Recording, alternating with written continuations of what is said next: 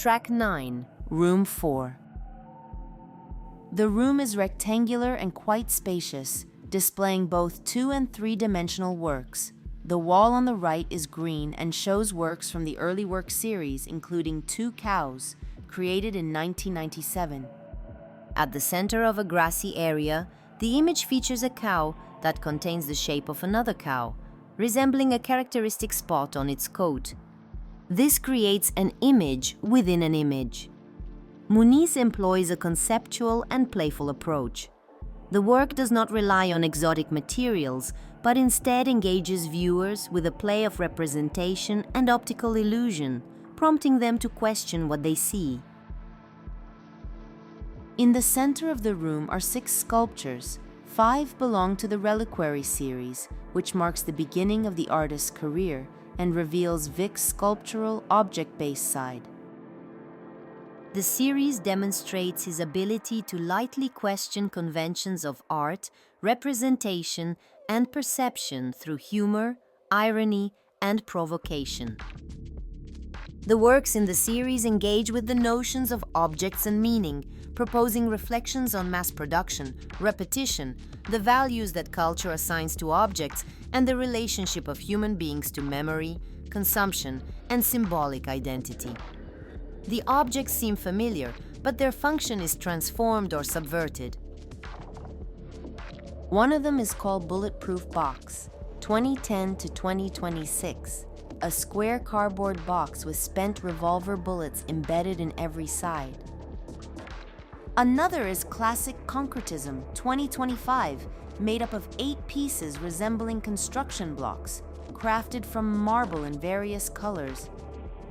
The origami maker shows a young man standing with his head down, folding an origami piece. The work sits under a glass dome. At the back, on a yellow wall dividing the room in 2, is a color photograph, inkjet printed on archival photographic paper. Self-portrait, I'm Too Sad to Tell You, 2003. The photograph measures 160 centimeters in height and 192 centimeters in width, and it is displayed horizontally. This work reinterprets a performance by Dutch artist Bas Jan Ader, featuring Muniz himself in the scene, which conveys a sense of melancholy. The image is composed of hundreds of small, multicolored objects arranged directly on a white surface. These items are clustered in the center, forming the outline of the artist's head, neck, arm, and upper torso. The contrast between the filled areas and the empty background highlights the silhouette.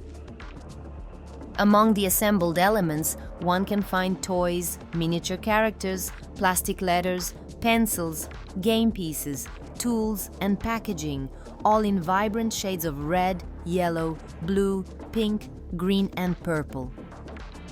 Muniz, a white man, is portrayed from the bust-up, with his head slightly tilted and his hand resting on the left side of his forehead, partially covering half his face, conveying sadness and introspection.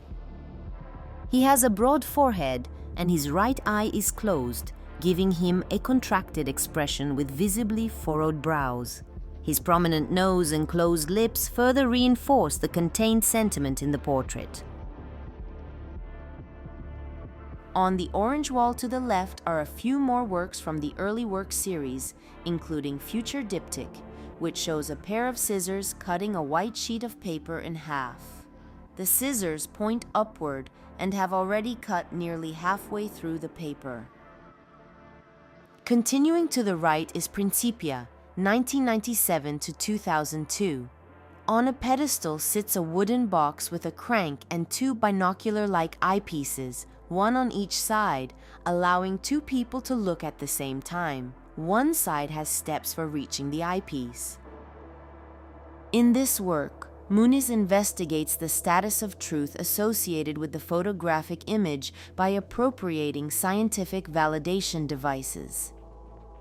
The piece has a built-in stereoscope viewer, an old device that produces an illusion of depth, through which visitors see photographs that appear to document complex phenomena such as biological structures or chemical reactions.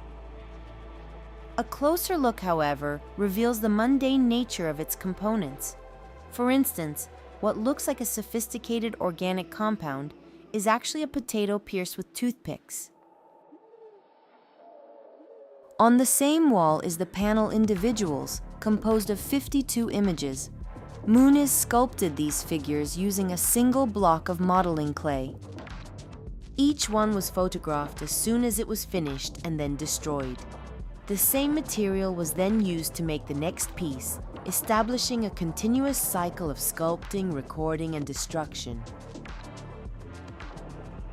In the center of the room are 6 three-dimensional pieces, including Deflated Soccer Ball, 1989, a worn deflated soccer ball; Quantum Ethics, Childhood, 1989 to 2026, a clear acrylic table with numerous pieces of chewing gum stuck to the underside; and Gloves, 1992, a pair of light blue children's gloves, worn and stained. On the green wall to the right are 2 works from the Pictures of Color series, in which the artist creates images from color patches, dots, or clippings, often resembling paint palettes, pixels, or mosaics. From afar, the works look like recognizable figures. Up close, they reveal themselves as compositions of colored elements, inviting visitors to examine how the eye reconstructs images. After Van Gogh portrays his famous vase of sunflowers, and after Gerhard Richter, 2001, is a large inkjet print on archival paper measuring 233.7 by 160 centimeters. Inspired by Gerhard Richter, Muniz presents a pixelated image of a person seen from behind, their head slightly tilted to the side. The figure appears to be a woman wearing a voluminous garment with a red and white pattern. Her hair, tied back, has brownish tones. The dark uniform background enhances the visibility of the figure, highlighting its color and contrast. The inspiration comes from Gerhard Richter, a major artist of the 20th and 21st centuries. Born in Germany in 1932, he created painted blurred family or historical photographs.